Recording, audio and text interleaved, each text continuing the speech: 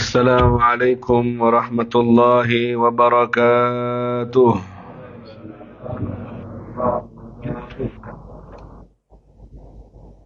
الحمد لله رب العالمين، وبه نستعين على أمور الدنيا والدين، والعاقبة للمتقين، ولا عدوان إلا على الظالمين. وصلى الله وسلم على سيدنا محمد وعلى آله وصحبه أجمعين. رب اشرح لي صدري ويسر لي أمري واحلل عقدة من لساني يفقهوا قولي واهد قلبي وسدد لساني. سبحانك لا علم لنا إلا ما علمتنا إنك أنت العليم الحكيم، وتب علينا إنك أنت التواب الرحيم. ولا حول ولا قوة إلا بالله العلي العظيم. نويت التعلم والتعليم والتذكر والتذكير والنفع والانتفاع والإفادة والاستفادة والحث على تمسك بكتاب الله وسنة رسول الله صلى الله عليه وسلم، والدعاء إلى الهدى والدلالة على الخير ابتغاء وجه الله ومرضاته وقربه وثوابه من الله تعالى. Amin ya rabbal alamin. Baik, bersyukur kehadirat Allah membangunkan kita kembali dari tidur kita dalam keadaan sehat walafiat, beriman dan dalam melaksanakan ibadah salat subuh di dalam berjamaah. Man sallat subha fi jamaah fahuwa fi zimmatillah. Siapa yang salat subuh berjamaah, dia berada di jaminan asuransinya Allah. Tidak ada yang berani dan tidak ada yang boleh mengganggunya. Kalau ada yang mencelakakan dia, maka dia langsung berhadapan kepada Sang Maha Penjaga Allah Subhanahu wa ta'ala. Fahani'an lakum, selamat untuk kalian yang telah dibangunkan dalam keadaan sehat, dalam keadaan taat. Semoga hari-hari yang seperti ini ke depan menghiasi hidup kita makin baik, makin dekat, makin takwa, sampai puncaknya ketika harus menghadap kepada Allah, kita sudah bersih, suci, siap dalam keadaan husnul khatimah. Setelah panjang umur dalam taat kepada Allah, kita raih husnul khatimah. Amin ya rabbal. Setiap perjalanan pasti ada finishnya. Setiap rencana pasti ada finishnya. Begitu juga kehidupan, hembusan nafas kita pun juga ada batasnya. Akan datang batas itu tanpa kita ketahui. Nafas ini akan berhenti, badan ini akan terdiam, tak bisa lagi bergerak, terbujur kaku karena sudah dilepas dan dipisah dengan ruhnya. Itu adalah keyakinan dari setiap kita yang tak boleh ditutup-tutupi dengan kesibukan-kesibukan duniawi. Kita semuanya fi rahlatin qasirah, berada dalam perjalanan yang super pendek, yaitu perjalanan duniawi. Perjalanan yang sangat sebentar dibandingkan dengan perjalanan akhirat, ribuan tahun, bahkan tak ada tahunnya dari saking lamanya. Namun rihlah qasirah, perjalanan yang pendek ini lebih bahaya dari perjalanan yang panjang di akhirat sana. Karena perjalanan yang pendek ini akan jadi tolak ukur dengan kehidupan kita setelahnya. Jika di perjalanan pendek duniawi ini kita sabar dalam mentaati perintah Allah, kita sabar dalam menjauhi larangan Allah, kita sabar dengan ujian yang diberikan oleh Allah, maka kita semua akan lulus dan akan bahagia yang tiada susahnya lagi.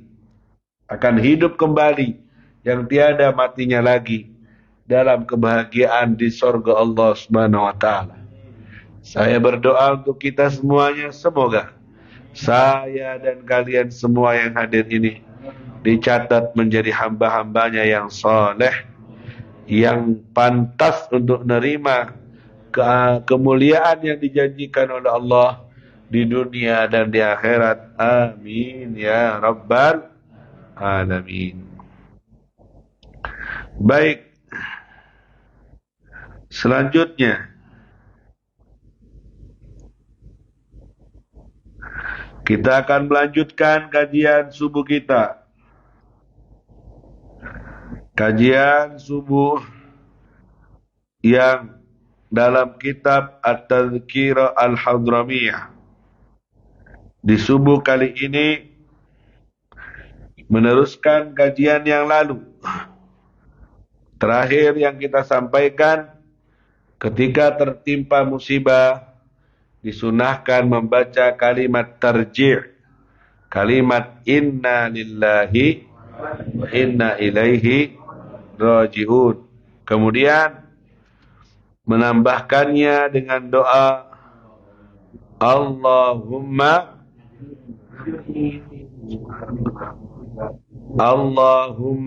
jurni, bukan ajirni ya.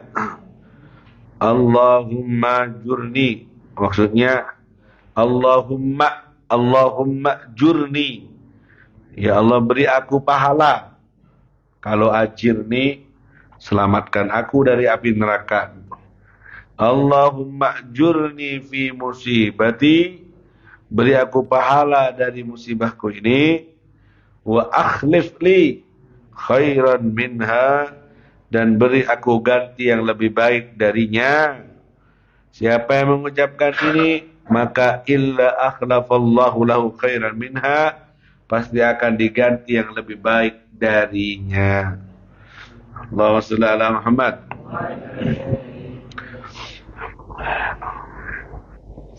Diberi ganti darinya. Kehilangan sepeda motor, musibah. Doa ini, Allahumma jurni fi musibati, beri aku pahala dengan musibah ini. Wa khlif li khairan minha, dan beri aku ganti yang lebih baik. Akhirnya dikasih mobil nantinya. Karena itu cara Allah kadang mengganti nikmat dengan cara hal yang tidak enak kadang. Makanya jangan keburu suudzon. Yang ada temannya Habib, sepeda motornya hilang. Itu mungkin cara Allah ingin menggantikan sepeda yang lebih mapan.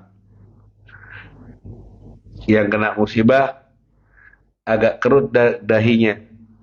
Oh iya, ini kena ke saya, tak kena ke Habib.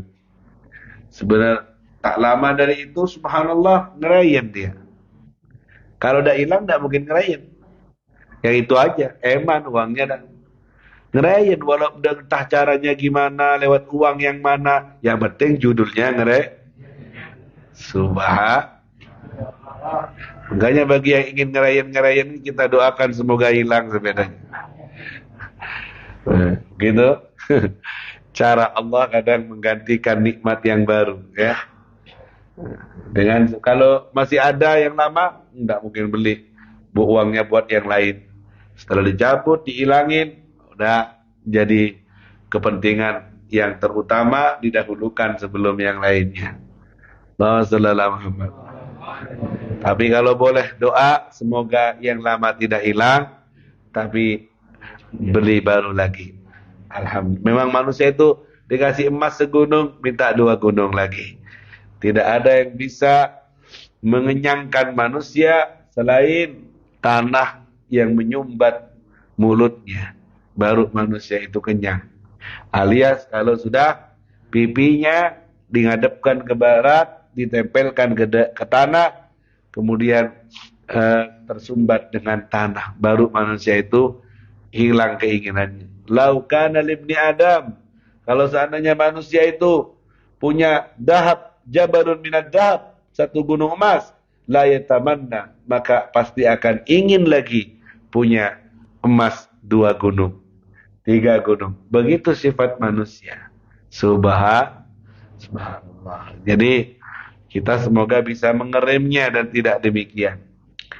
Baik, sekarang kita lanjutkan. Wa mimma yutlabu minal mar'ati, dan termasuk yang diharapkan bagi seorang perempuan, husnu tarbiyati auladiha, bagus dalam mendidik anaknya, tarbiyatan diniyatan, didikan agama. Subhanallah. Harusnya bagi seorang perempuan mendidik anaknya dengan didikan yang baik. Dan tidak bakalan bisa seorang wanita ibu mendidik anaknya dengan yang baik kalau ibunya tidak terdidik dengan baik. Ya kan? Kalau gimana seorang ibu mau didik dengan anak yang baik, dengan didikan anak yang baik kalau ibunya tidak terdidik. Nah, di sini penting cari calon istri. Jangan sembarangan, jangan kor nemok, kor glowing, kor ratin. Efeknya nanti kalau kamu punya anak, bahaya itu nanti berkelanjutan. Jangan asal nemu, lihat tarbiyahnya, pendidikannya.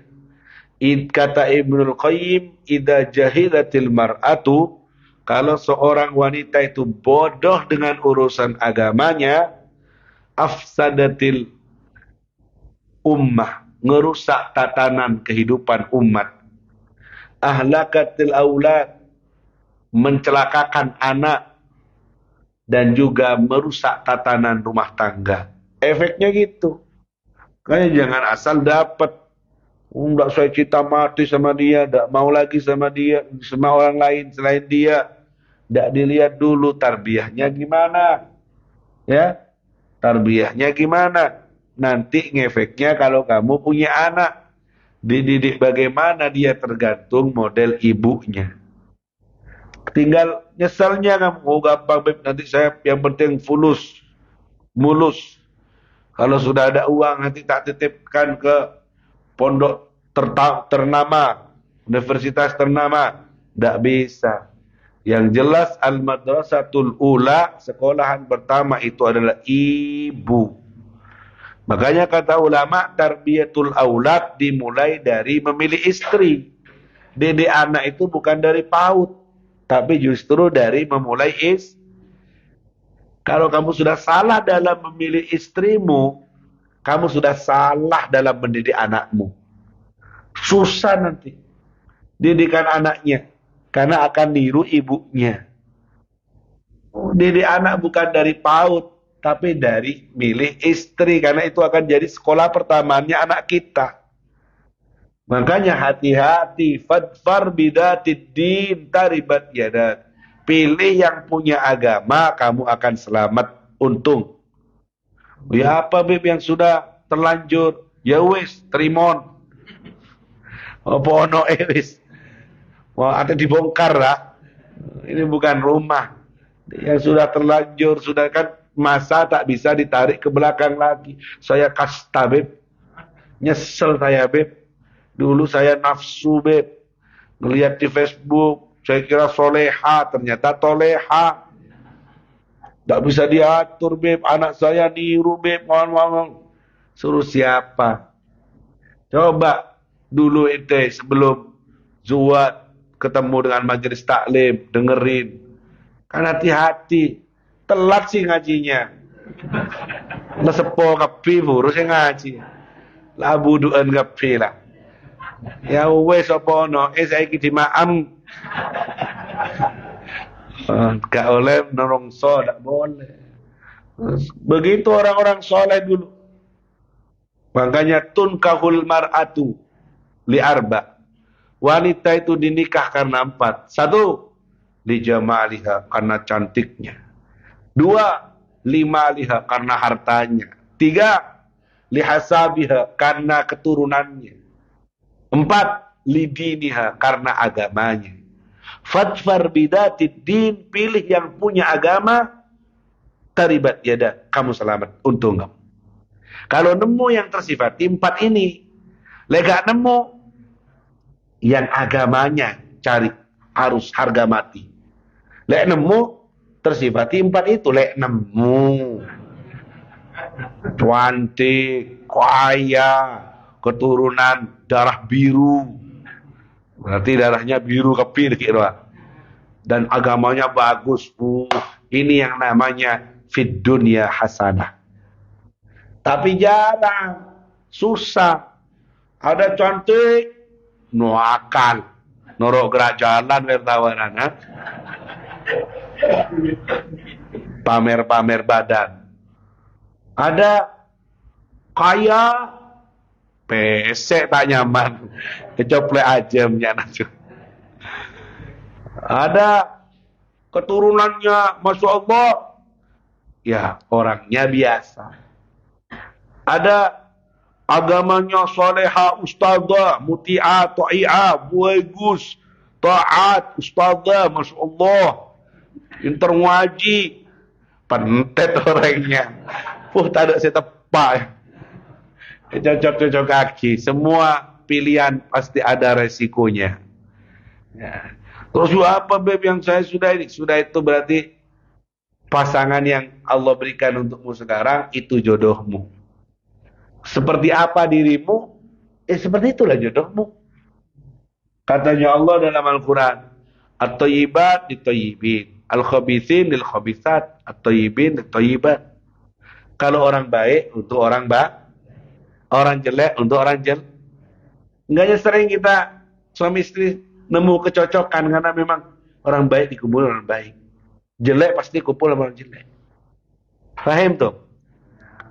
Kayak kamu ya apa sekarang? Pasanganmu seperti apa? Ya itu seperti kamu sudah. Beb, istri saya cerai. Ya karena kamu cerai. Bodoh satu paket. Kalau boleh kita nengok ke bawah, nengok ke diri kita, kayaknya bener gitu memang. Iya kan? Enggak, Beb. Lamun saya laki lambek, mun sebini, lambek. Beni lambek, enggak ada itu. Itu sudah ketentuan jodoh dari Allah Subhanahu. Jadi gimana? Seorang ibu harusnya mendidik anaknya dengan didikan tarbiyah diniyah, didikan didikan agama dulu, jangan didikan dunia. Anda ibu-ibu sekarang ngajari anaknya didikan duniawi.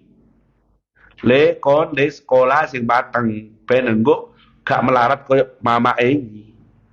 Kerja kok sing enak untuk gaji sing gede, sing pinter. Ini kalimat ini penyemangat untuk belajar, tapi ada virus racun yang masuk, yaitu cinta dunia. Nyari ilmunya untuk itu. Waliyadzubillah. Dan ini banyak. Tidak didahulukan tarbiyah diniyah, didahulukan tarbiyah duniawiyah. Waliyadzubillah. Harusnya Habib, didikan agamanya didahulukan sebelum didikan umumnya. Berarti tidak boleh sekolah umum, boleh. Silakan jadi dokter, silakan jadi arsitek, silakan jadi profesor. Tapi setelah pelajaran agama yang wajib selesai. Jangan kecolongan. Profesor baca Quran tidak bisa.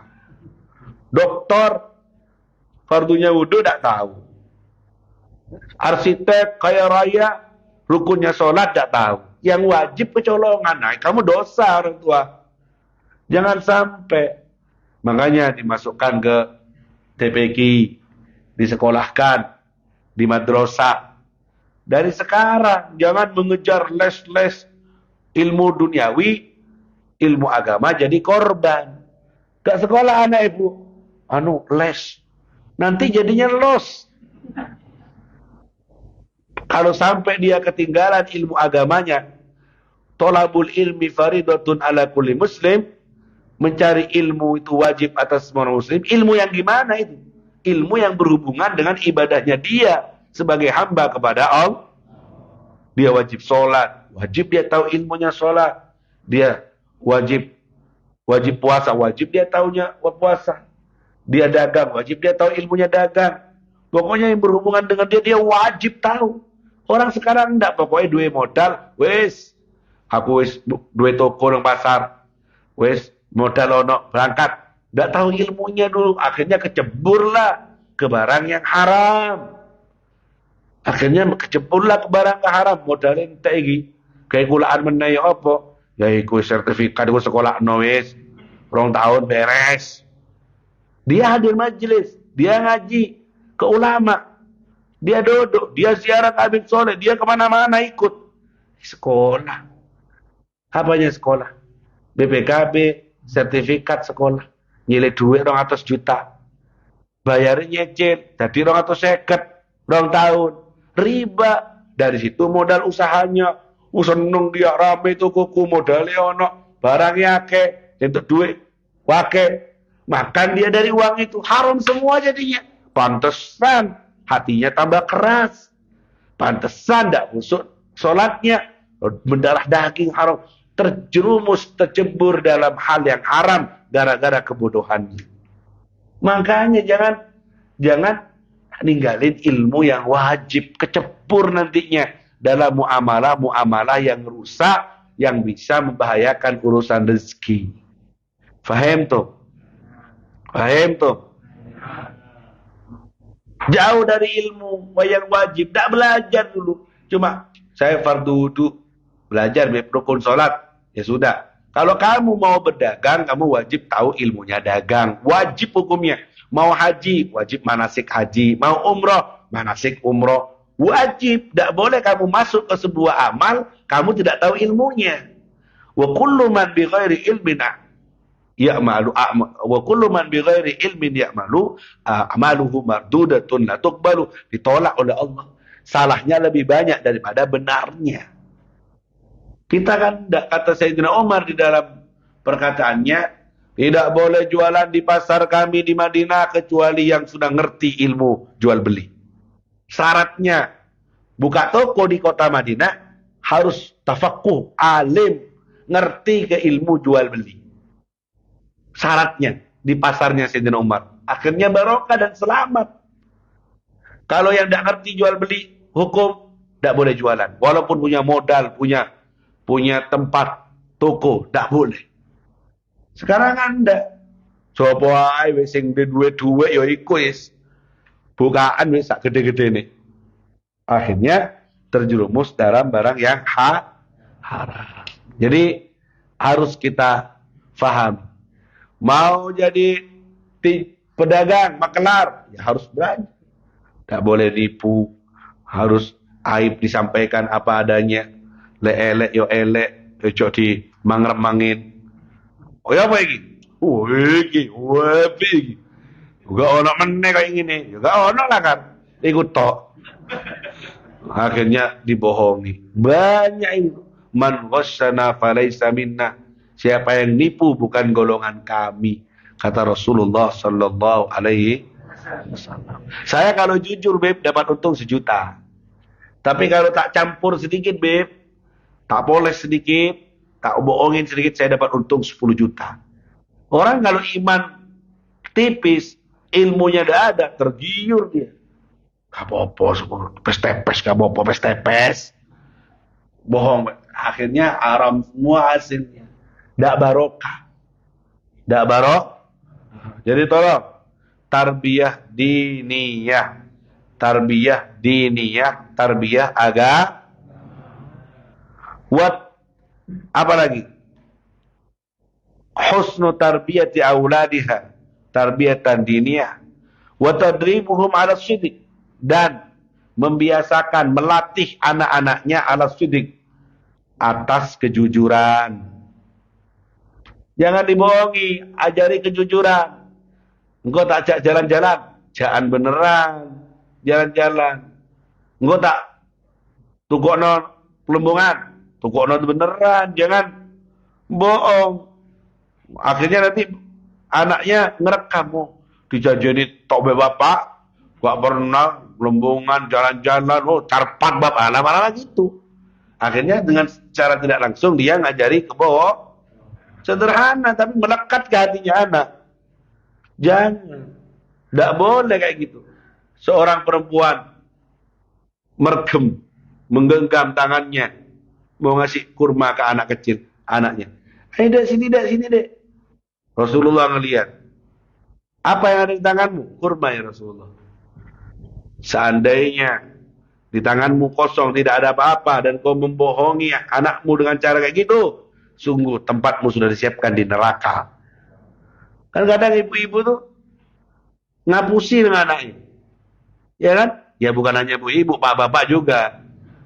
Dekik lah, dekik, mulai cilot dekik lah, dekik, sore, ni sorean baik, tedung ada, tedung.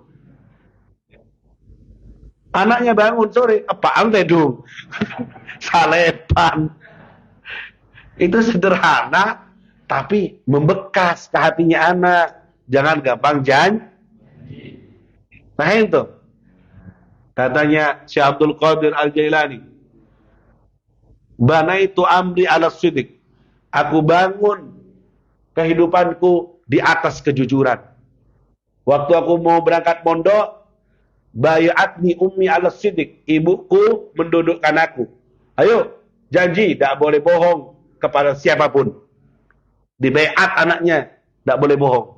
Syekh Abdul Qadir bilang, siap ibu, berangkat pondok. Di tengah jalan, dibegal sama perampok. Dibegal. Rombongan gitu. Ayo serahkan apa yang punya kamu. Serahkan. Yang punya Syekh Abdul Qadir juga ditanya. Kamu anak kecil, punya apa kamu? Ingat sama pesan ibunya. Tidak boleh bohong saya. Dia bawa cuma 10 dinar mungkin uang. Buat sangu mondok. Tidak boleh bohong. Yang nanya rampok. Sampai kalau yang nanya rampok bohong apa jujur? Sap maka sap kan. Duit apa kan? Anak duit 1 juta. Sing nanya rampok. Wong kadang ojo rampok. Habib sing nanya. Ayo porek menarandang malu. Bohong kadang. Yang nanya Habib. Nah ini Syekh Abdul Qadir dirampok. Ayo punya apa kamu? Saya punya, tidak boleh bohong sama umi saya. 10 dinar. Diambil, mana? Diceritain sama rampok ini ke ketua rampoknya. Terus ada anak kecil, polos. Tak tanya, punya apa? Dijawab dengan apa adanya. Punya 10 dinar. Panggil. Dipanggil. Ngadep sama ketua rampoknya. Kamu kok polos? Bisa saja kau sembunyikan, masukkan ke mana kek? Pendam ke tanah kek, gimana? Kok bolos? Malladhi hamalaka ala hadha? Kenapa kamu kok jujur? Bayatni ummi. Sebelum aku berangkat, aku mau mondok, ibuku membaiat aku. Aku disuruh janji tidak boleh bohong kepada siapapun. Aku pegang janjiku dengan ibuku. Subhanallah. Ternyata kalimatnya Syekh Abdul Qadir Jailani ini menghujam masuk ke hatinya perampok itu. Kamu anak kecil bisa setia dengan janjimu dengan ibumu. Luar biasa kamu. Aku yang sudah besar, luar biasa besar, sudah hidup di dunia ini lama. Sampai sekarang aku belum bisa memegang kuat janjiku dengan Tuhanku. Tuhanku janjiin aku tidak boleh ngerampok, tidak boleh nakal, tidak boleh ini. Tapi aku berantah semuanya, aku langgar semuanya. Sedangkan kamu masih kecil sudah bisa pegang teguh janjimu dengan ibumu. Aku yang sudah besar belum bisa pegang dengan janjiku dengan Tuhanku. Sekarang aku bertobat di depanmu kepada Allah Subhanahu. Jadi pertama kali yang tobat ke Syekh Abdul Qadir Jailani perampok ini. Gara-gara kejujurannya. Allahumma shalli ala Muhammad.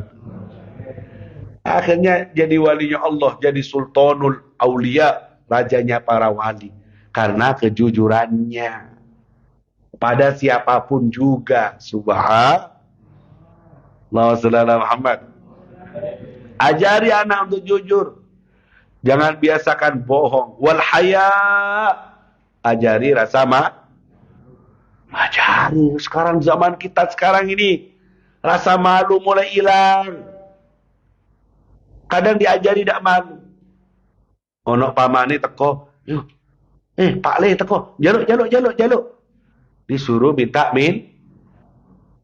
mari minta gini setoran. Innalillah. Iya kan? Suruh salaman bukan untuk diajari menghormati, tapi salaman ben dikai duit. Mari salaman gak itu duit, ngendi duit? Ku gak dikai, balik meneh. Diajari tidak punya malu. Anak kecil, perempuan, dari kecil sudah dipakein baju you can see. Celana ketat, levis, yang sobek-sobek. Kata Habib Umar, dari kecil sudah dipatahkan rasa malunya. SD biasa sudah kayak gitu. SMP lebih parah lagi nanti. SMA udah online sudah jadinya. Ya karena dari kecil. Kadang pakai baju yang kelihatan ketiaknya. Ini arek cilik gak popo. Justru itu adalah awal daripada pembongkaran rasa malu. Bisa hilang. Tidak bisa langsung sekaligus dari kecil. Makanya anaknya Habib Umar itu perempuan kecil. Tidak masuk ke Pondok Putra. Dibatasi. Kalaupun alhamdulillah main-main di halaman Pondok Putra pakai baju abaya kayak bajunya orang besar. Tidak ada lengan kelihatan, tidak boleh. Ketutup, kaos ketat, tidak boleh. Masih kecil sudah diajari kayak gitu. Karena diajari supaya punya rasa ya kalau kadang dari kecil sudah kak bukaan atau apalagi ibunya yang kak bukaan. Ya dengan secara langsung ngajari anak. Wong dulu saya lihat bu ibu ngantar anak sekolah ke TPQ, anaknya ketutup. Dari ujung kaki sampai rambutnya ketutup anaknya. Seragaman. Ibunya yang kebuka. Ngantar anaknya sekolah. Ini kan bertolak belakang. Anaknya diajari ketutup, sama ustadzahnya diajari tutup aurat. Ibunya yang jemput, baju ketat, dandan. Ini adalah sebuah kerusakan. Anaknya bingung, lu sing tepak iki sing sopo sing ngendi. Ustadzah nutupi, mama bukai. Ya apa ini? Secara tidak langsung perusak itu bukan orang lain tapi ibunya sendiri. Pernah enggak lihat yang antar-antar sekolah di pinggir jalan? Anaknya ketutup, ibunya terbuka? Banyak yang kayak gitu. Nah itu tolong kepada pihak-pihak yang berwajib dari kepala sekolah atau siapanya, kumpulkan wali murid, ayo jadi panutan untuk anaknya kalau ngantar pakai baju yang tutup aurat, jangan ngajari anak yang tidak benar. Lah Pak Alim guruna, pinterin sudah ustadzahnya. Tapi kalau di rumah tangga, di orang tuanya menghadirkan contoh yang tidak baik, batal. Kamu bangun roboh, kamu bangun roboh, percuma. Karena di belakang merusak. Lisanul hal afsah min lisanil maqal. Bahasa keadaan lebih tajam dari bahasa lisan. Kamu ceramah tiap hari, ngajar. Ibunya ndak usah ceramah wis. Pokoknya nganggo kelambi kok ngono. Yang masuk bukan ceramahnya ustadzanya, tapi kelakuan orang tuanya. Jadi jangan sampai ini termasuk istri-istri Anda. Ya. Anda harus jadi panutan. Ajari rasa malu dari cara berpakaian. Yang repot sekarang kalau kena karnaval Agustusan. Kayak kenang-kenangan. Silahkan, saya tidak ngelarang anak kecil ikut karnaval, tapi pilihan yang sekiranya tidak rusak rasa malunya. Kalau memang harus itu hiburannya anak-anak, jangan dipilih jadi adegan atau aktor yang sekiranya mengumbar auratnya. Ini dandani kemudian dibukain aurat atau disuruh joget. Jangan, itu bukan tarbiyah namanya, ngerusak itu. Apalagi sekarang. Lihat sampean kemarin karnaval. Lihat apa lewat? Tiada dusta di antara kita. Buat lewat dan lihat, ya pada bebas. Buat apa namanya itu?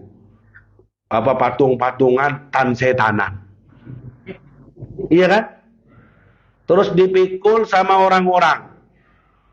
Seakan-akan mengagungkan ini kok dibiarkan? Seninya dari mana kok dibilang seni ini budaya setan mau diagungkan? Iya kan? Dipikul keliling. Loh, kok membesarkan setan yang jelek, yang anak kecil kita ngelihat di situ. Kok dibiarkan? Mata nyari kerja lain boy, mak kerja ben setan. Tanduknya kemudian kayak budaya Bali yang nyembah-nyembah patung kok hadir di kita. Diskotik yang biasanya di dalam ruangan tertutup, ditontonkan di jalan dengan soundnya yang besar, kemudian muda-mudi joget, kadang mbak-mbak juga joget depan sound itu. Diskotik yang tadinya ketutup dalam ruangan khusus dengan izin khusus, di Agustusan dipamerkan di jalan-jalan. Betul? Lewat apa lihat? Inna lillahi wa inna ilaihi. Jadi saya dah habis pikir, mana orang yang bijak, mana orang yang ngerti, kok kemungkaran dipertontonkan. Iya kan? Loh, kok kayaknya tidak setuju kalian ini? Diem maklok rapi kena.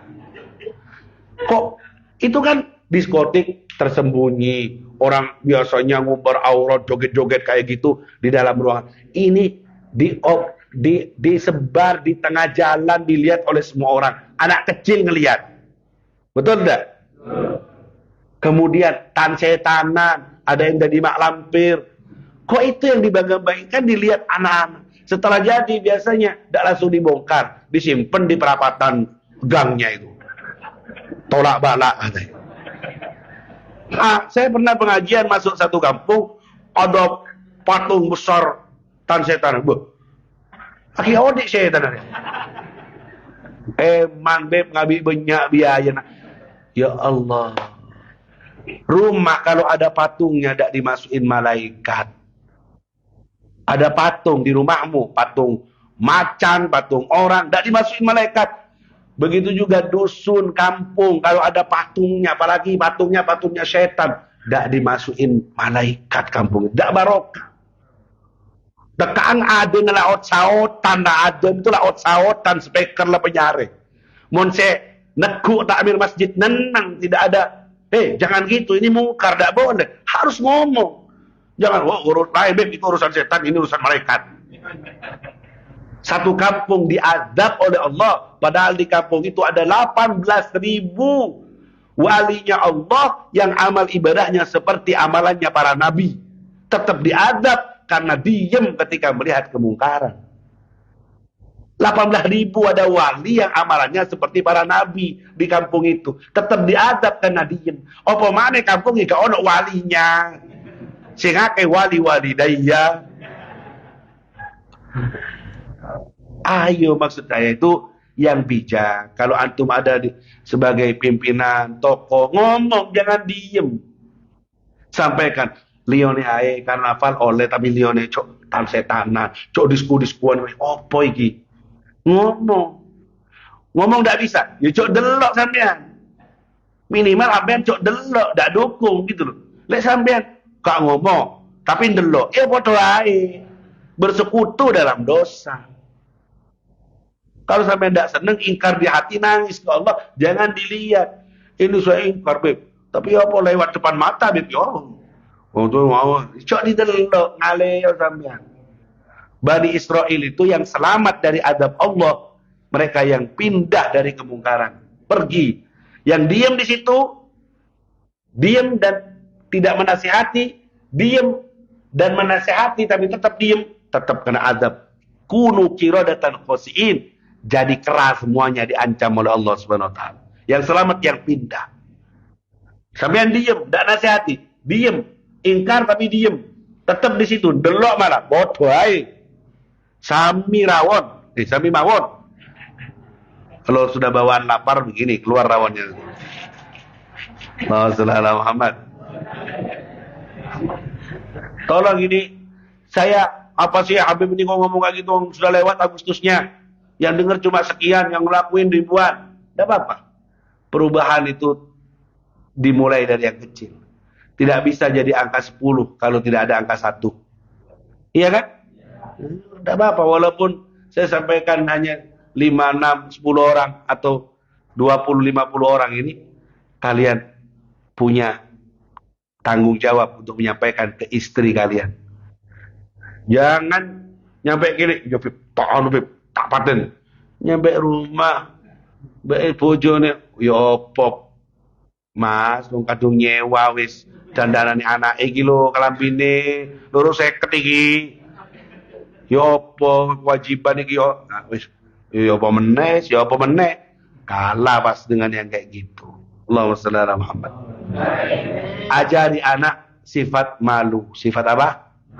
Haya. Ditarim itu, Masya Allah. Seorang Habib tidak ketemu punya anak gadis karena ketutup, diajari malu, tidak kelihatan. Jangan melihatkan wajah. Nyebutin nama itu malu ditarim. Siapa namanya? Misalnya Fatimah. Tidak disebut Fatimah. Disebut nama anaknya. Siapa punya anak siapa? Punya anak Zainab. Berarti Ummu Zainab. Ibunya Zainab. Namanya sendiri ketutup. Atau punya anak Husain. Ummu Husain. Nyebutin nama aja malu. Di Hadramut sana. Kalau di Hadraan tidak tahu di Hadraan. Apalagi mau nyebar wajahnya. Tidak ada itu. Ketutup. Sampai tidak ketemu kalau punya gadis. Ketemunya kebakaran rumahnya. Rumahnya Habib ini kebakaran. Keluar semua keluarga perempuannya. Gadis-gadis perempuan 4 keluar. Tetangganya kaget. Duh, Beb, sampean dua anak wedok. Loh iya. Gak pernah metu. Metune pas tepai kebakaran metu kabeh. Hari keduanya langsung dilamar yang satu, kedua dilamar, laris ludes kabeh. Langsung laku semuanya. Orang tetangganya sampai tidak tahu kalau punya anak perempuan. Bukan menutup diri. Dari saking malunya ya kawan. Sekarang buat status gak malu, pamer. Mari dandan, bedak sing apik, pamer, disebar di medsos, joget, TikTok. Mana malunya ini tidak ada. Malah yang nonton jadi malu. Aduh, wis, engko ae, Iya enggak? Rasa malu sampai kayak gitunya hilang. Inna lillahi wa inna ilaihi. Ojo, jangan sampai itu adalah istri kita. Jangan sampai itu adalah anak-anak kita. Ojo. The youth, laki-laki yang tak punya cemburu agama pada istrinya, tidak mencium bau sorga. Jangan sampai. Ada tamu laki-laki. Wedoan buri cok melepuh. Oh kadang sing nemui wedok. Tamune lanang. Bojone bu mesti bu lain. Yang nemu nih perempuan istrinya. Kok lebih lancar per istrinya daripada suaminya dalam berkomunikasi. Jangan dibiarkan. Bu, lu iki tamu lanang, aku sing ngedepi. Gitu. Wanita. Kok potongan koyo gak. Kan kadang bu ibu tuh norok lano. Ngintip, norok putih ini. Keluar. Karena sing lanang ndak tegas. Yo ngono, Pak, lek ono tamu wedok sampean cuk. Bu mesti ibu. Tamu wedok, monggo, Mbak Ibu silakan. Sampean cuk, lok melok lungkur. Pak tebak sing ayu meneh. Bu jen apa sebenarnya ketemu. Lek wedok ya wedok, lanang ya lanang. Tapi budaya kita ini kadang campur. Tamu lanang wedok kumpul wis satu tempat. Akhirnya nih cornean. Oh, kok apean iku bedaku? Setan masuk. Iya kan? Manusia ini lemah, gampang ke bawah. Tapi kalau didikan Islam, tamu perempuan masuk lewat samping khusus. Tamu laki masuk lewat depan. Tertata. Karena ya itu, dijaga betul rasa malu supaya tidak keluar dari hati orang yang beriman itu. Kita kan ndak los. Ayo wis bareng wis kumpul wis. Akhirnya rumput tetangga lebih tinggi daripada rumput rumahnya. Akhirnya saya yare, saya kemak. Ya saya yare. Inna lillahi wa inna ilaihi sabun wal afaf. Ajari anak itu kesucian. Nanti saya penjelasannya al-afaf sudah 6:30. Mudah-mudahan Allah jaga kita sekeluargaan. Tetap semangat ya ikhwan, ajak teman-teman ini mulai kendor, ajak yang tidak hadir, semangat. Kalau tidak hadir jangan izin di grup, takut nular. Saya Mbak Habib tidak hadir, gak usah Pak Ahmed. Nular ke yang lain nanti hadir, tidak apa-apa biar tak masuk. Siap hadir, siap hadir. Senang kita bacanya. Gak hadir, pamit di grup, sepurone puluhan. Wes gak usah merame. Lihat yang hilang wes. Lihat hadir, tidak apa-apa di grup, siap hadir. Jadi bikin semangat yang lain. Aja jangan putus asa. Keluarga, istri, anak hidup hanya untuk taklim, untuk ilmu, guna bahagia dengan sebenar-benarnya nanti di akhir. Dan ini tidak akan pernah disesali, tidak akan pernah kita lupakan, akan menjadi kenangan terbaik di dunia sampai di akhirat. Al-Fatihah.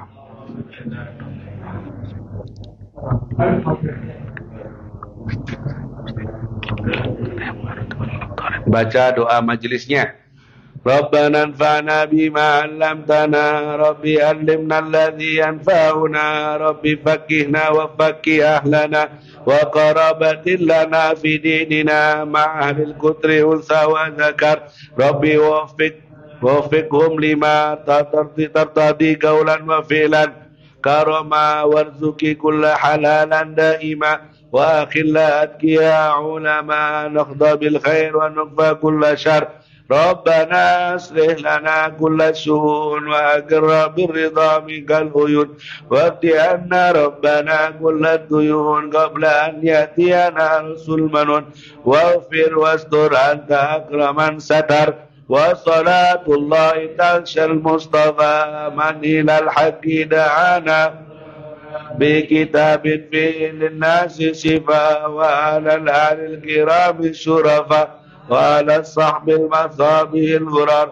اللهم اهدنا بهداك واجعلنا ممن يسارع ولا تولنا وليا سواك ولا تجعلنا ممن خالف أمرك وأصاب وصلى الله على سيدنا محمد وعلى آله وصحبه وسلم والحمد لله رب العالمين. يا ربنا اعترفنا بأننا اعترفنا وأننا أسرفنا على لظى أسرف فتب علينا توبة سر لكل